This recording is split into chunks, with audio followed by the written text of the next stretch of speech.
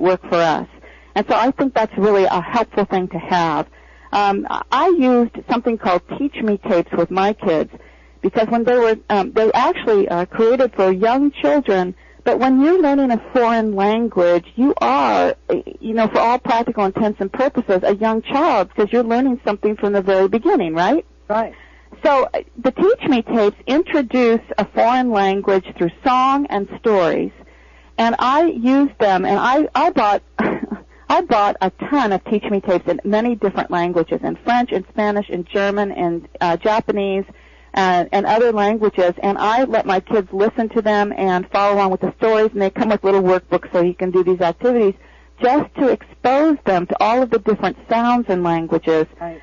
So that when they got to an age where they really would pick a language to study, those sounds weren't so foreign to them. Somewhere they'd been logged in their brain, and I thought that would make it easier for them to really immerse themselves in the language. And as it turned out, eventually one of my kids did really study French for quite some time, and another one studied a little bit of Spanish, but not for all that long. And I think really for both of them, I used the opportunity of using the foreign language tapes to also talk about other cultures and to describe other people in the world. So I used it for social studies as well, so they have a really good grasp of where things are located in the world, what people are doing there, what languages they're speaking, and it just makes them much more literate all the way around, globally literate is what it does.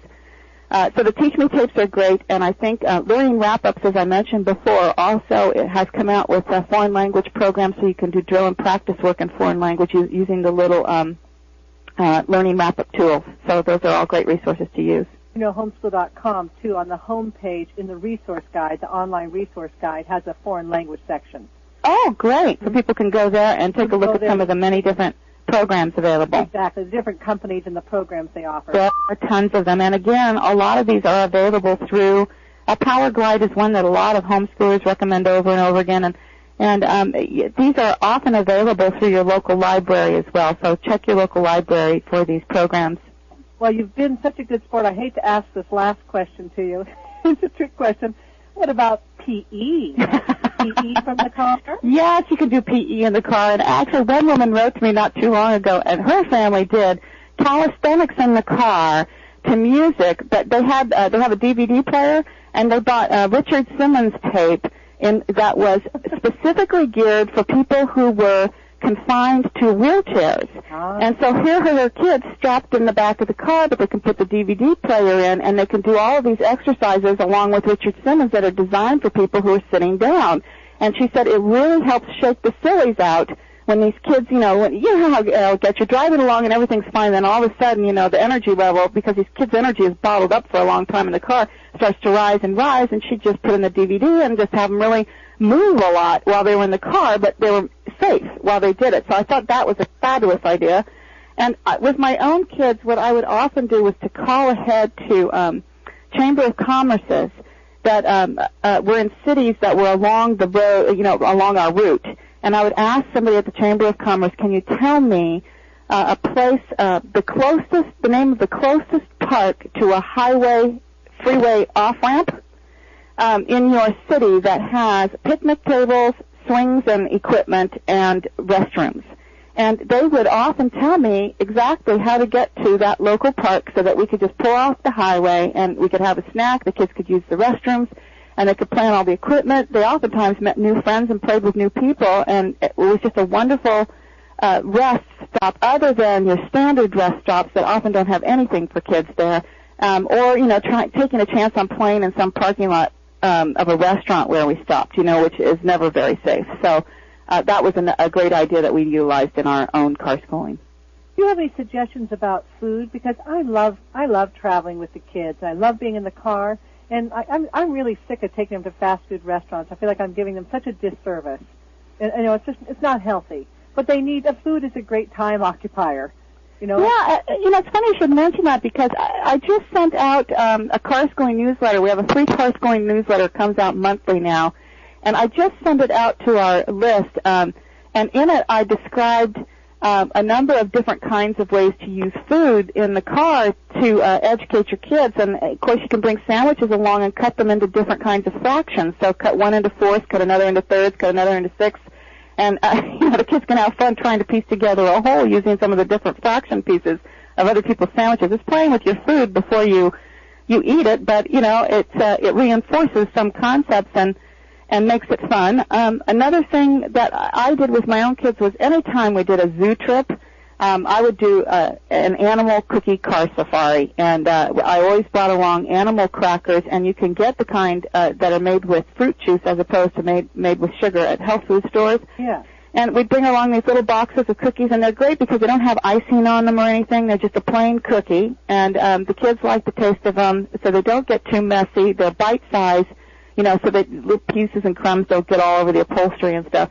And before they would eat them, I'd say, hey, we were just at the zoo. You just learned about the animals there. So before you eat your cookie, hold it up, tell us what you have, and tell us one interesting fact about it.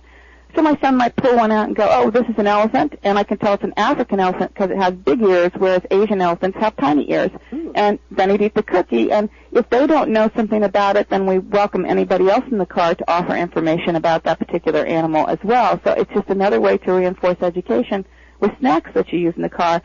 I will say with regards to snacks that a lot of people recommend, and I do myself, that if you're going to have liquids to drink in the car, and you have to have something aside from water, go for clear liquids. If you're going to have sodas, then have 7-Up. If you're going to have, fruit juices, try to find something that's light in color because anything with dyes in it just stains, or, grape juice, get white grape juice as opposed to red grape juice or purple grape juice just because it stains the upholstery when it spills, and it kind of helps you keep the car relatively neat looking. I need to get in the habit of putting a medium-sized cooler in the car, and before we start our trips or our commute, putting some healthy foods in there, like the grapes and the sandwiches and the little carrots that you can get now in the stores, and celery sticks, and little raisins, and for people who aren't allergic, peanuts or nuts or things like that. There are just so many snacks that we just don't think of. We're just so used to pulling over and buying French fries at the fast food place. But you can really, it takes some thought, Rebecca. It takes some effort. And for a lot of us, we live such busy lives that it's just hard sometimes to slow down and do it. But if you do, you will see the difference and you will see the results, and you'll never regret having spent a little extra time preparing ahead for long trips with healthy snacks for your kids. I am. So that's my thing I've learned from this call. I'm going to put a cooler in the car. I'm going to have healthy snacks with us because we always end up starving a half hour into our trip.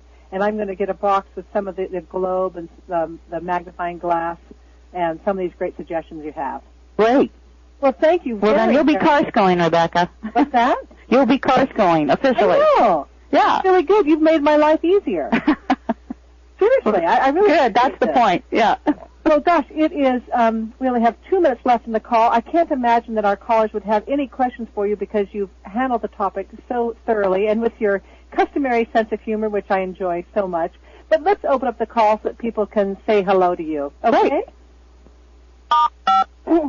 Here we go. You're now live. The call is nice and live. You can hear everything you're doing. Hello. Hello. Have a comment or question for Diane Keith?